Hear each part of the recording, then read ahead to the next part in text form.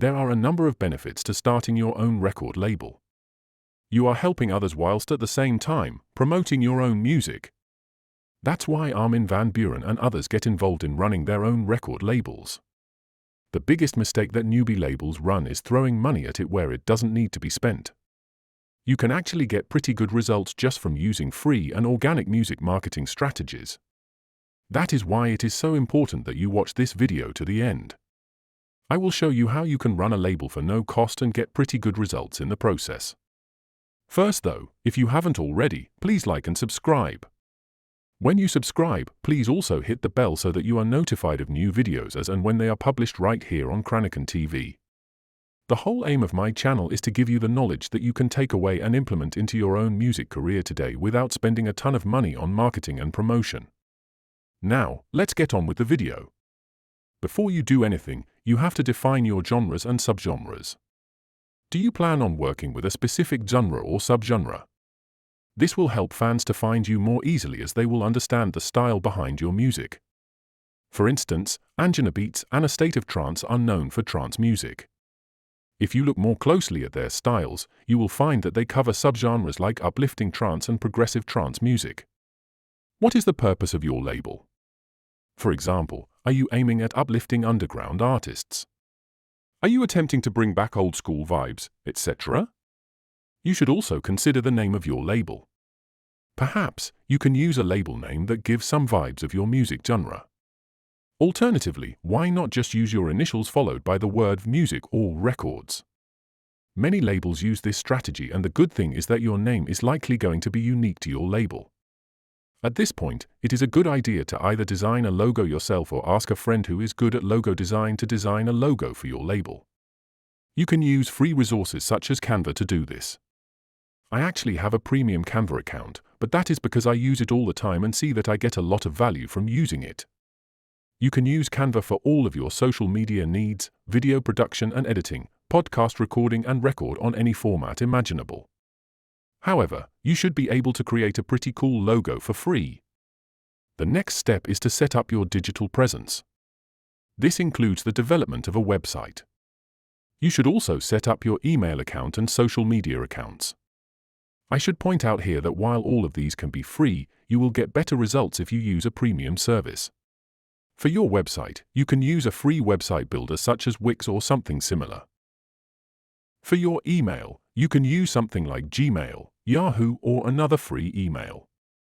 However, again, it is not going to be as successful as having a premium email account.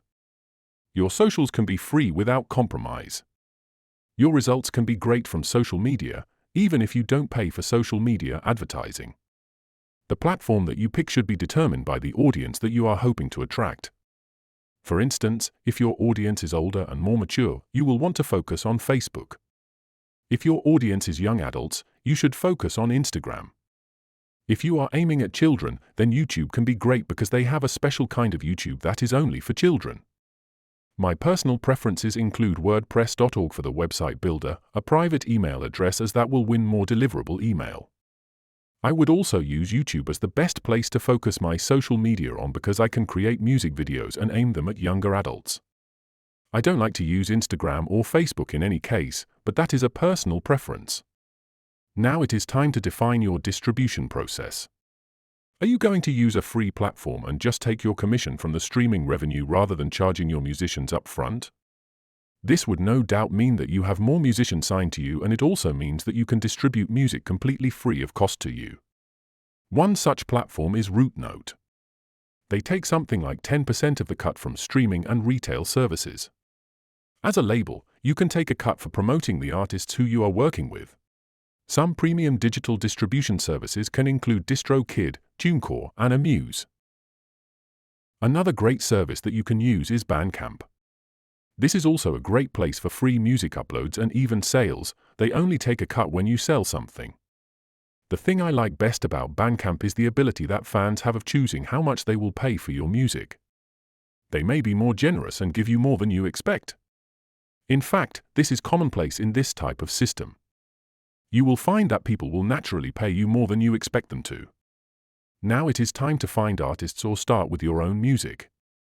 If you produce music yourself, start by releasing your own tracks under the label. If not, scout talented, unsigned producers on SoundCloud, Reddit, e.g., We Are the Music Makers, and music forums.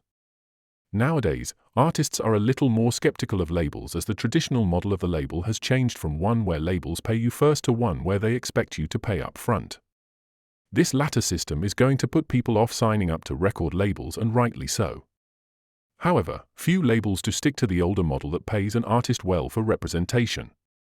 Services that you can offer can include collaboration, exposure, or even just a community. You can also provide merch design and sales and more. You can also make a commission from merch design and sales too. When you do release your music, do so strategically. The best release strategy would be one release every 2 months. Albums aren't as popular as they once were, and single one-track releases are the way to go nowadays.